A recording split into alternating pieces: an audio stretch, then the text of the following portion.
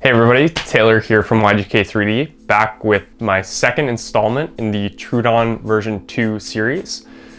I said in my first video, this is essentially pre-built Voron. As you can see, there is some assembly required. The manufacturer quotes 15 to 30 minutes.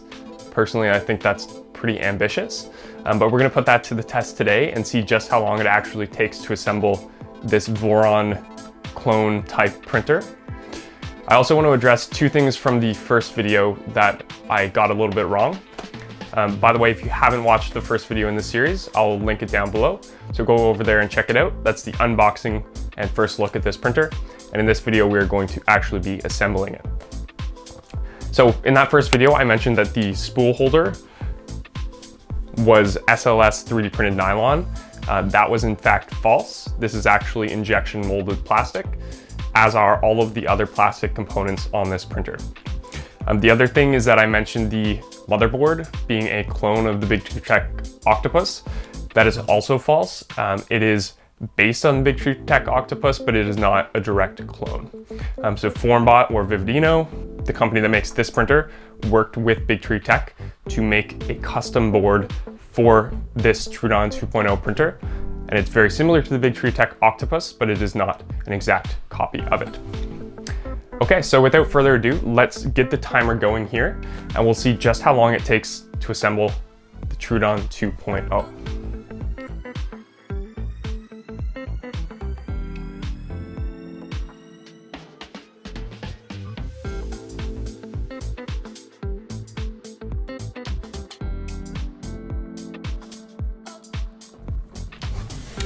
So we do need to be mindful of the orientation of these extrusions. So I've already put them in the wrong orientation. I'm just going to rotate them here so that the linear rail faces into the build volume.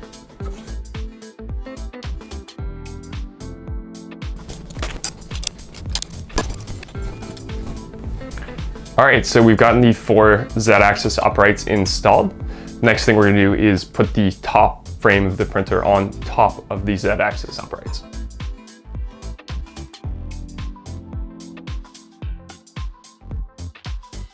All right, so we got the top frame on. The printer is already starting to take shape. The next step is to put the leveling feet on the bottom of the printer.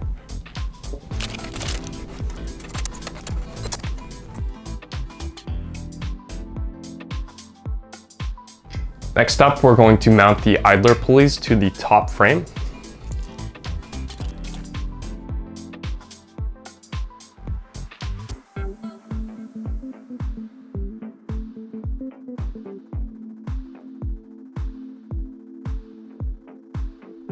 So the next step is to put the gantry in the frame of the printer. They recommend that you put foam on the bed of the printer so you don't damage it when you're putting the gantry in. I threw away all the foam for this already, but if you're building this for the first time, do make sure that you keep some foam on hand so you can protect that bed.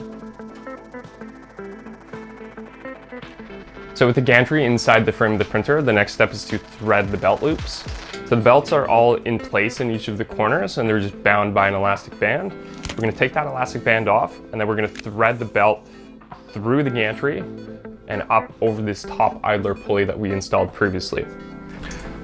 All right, so we folded the belt over on itself and we've attached a buckle with an M3 grub screw. So this is going to allow us to change the length of the belt without actually needing to cut it. And it's also going to create this hook, which we can then hook onto the gantry. So I am having trouble actually getting the belt to reach the hook on the gantry. So what I'm going to do is I'm going to loosen off these M4 button head screws up top that we installed earlier, because that's going to actually change the position of the idler relative to the top frame. And this is actually the mechanism by which you would normally tension the belts on this type of system. So we're just going to loosen it off, and that's going to allow us to hook the belt on the gantry, and then we can tighten it back up to provide tension.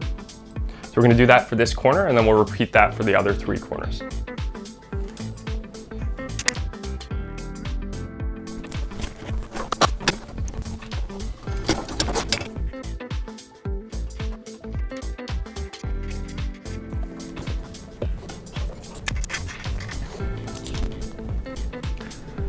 All right, so now that we've gotten all of the belt loops run, the next step is to plug in the wires from the XY gantry into the breakout board in the base of the printer. This is going to be pretty easy to do because we do have a wiring diagram here, and all of these wires are labeled. So all we have to do is match up the corresponding wire from here into the plug on that board. So the next thing that we're told to do in the instructions is to essentially level this gantry. We want all four corners to be within 1 millimeter of height.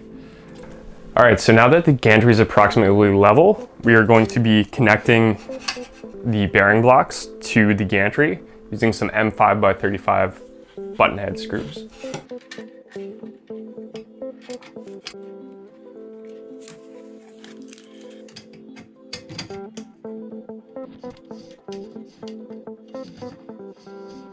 So we just finished attaching the gantry to the Z-axis uprights. The main mechanical assembly of the printer is now complete, and the next step is to attach the back panel.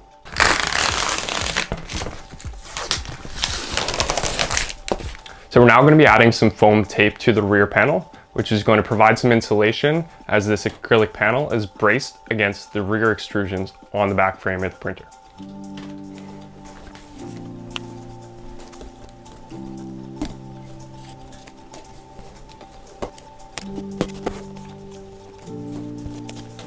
The next thing we're going to do is apply some of this VHP tape to the back of the air filtration unit. We're then going to place the activated carbon filter inside this unit.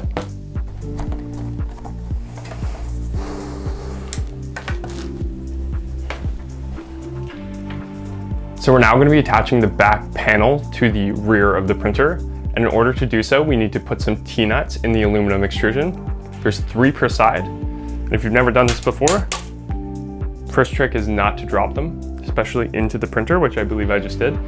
Second trick is to use an Allen key and angle the T-nut in the extrusion, and then use the Allen key to turn it until it locks into place.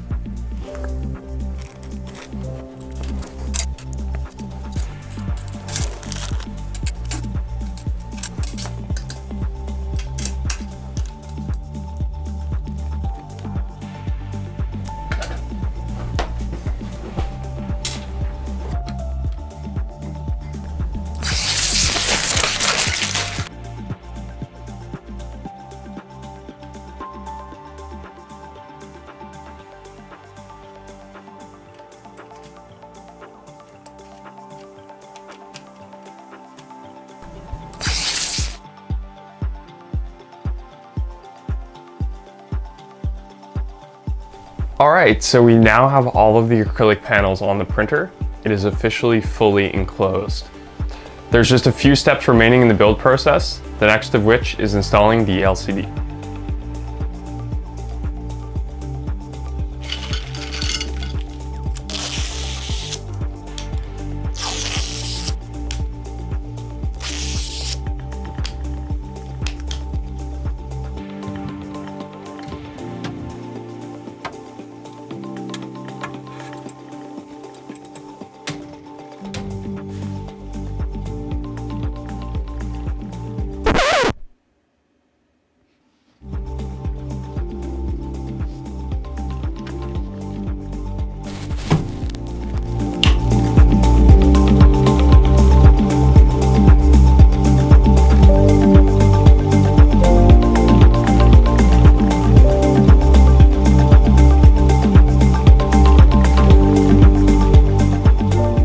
So there we have it. The Vivedino Troodon 2.0 is officially built. Now I know what you're probably wondering. Did I get under that 30-minute time frame to assemble this printer? Well, unfortunately, it took me close to 3 hours. So quite a bit longer than the 30 minutes that Vivedino quotes to build this printer. It took me about an hour to do the mechanical portion of it, and another 2 hours to do all of the accessories and the acrylic panels. So certainly a lot longer than 30 minutes, but a heck of a lot quicker than building a Voron from a kit. And as you can see, this looks a tremendous amount like the Voron 2.4, and we can only hope that it prints half as well. So in the next video, I'm going to be doing my pre-flight check and my first print with the Troodon 2.0. So make sure you subscribe to be notified of when that video is released. I hope you guys enjoyed this video, and until next time, happy printing.